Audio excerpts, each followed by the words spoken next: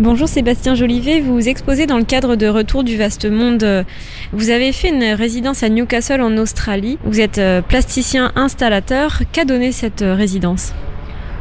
Cette résidence m'a permis de m'informer, de me documenter sur le charbon, sur sa provenance, mais aussi sur les différentes dimensions qui l'entourent.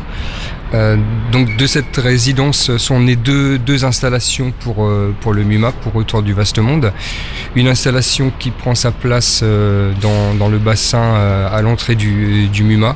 Il s'agit de 10 poutres qui sont installées à fleur d'eau et qui viennent alimenter par des câbles rouges et noirs reprenant les codes universels de l'électricité un panneau lumineux qui diffuse une lumière blanche. Cette installation fait naturellement écho à l'utilisation du charbon pour la production électrique de la centrale thermique havraise, qui est une des dernières centrales encore en activité. Initialement, il était prévu d'utiliser du charbon, mais le matériau qui a été utilisé, ce sont des poutres brûlées, lesquelles font également écho au phénomène de fossilisation de végétaux et d'arbres qui ont été ensevelis il y a 300 millions d'années, emprisonnant le carbone.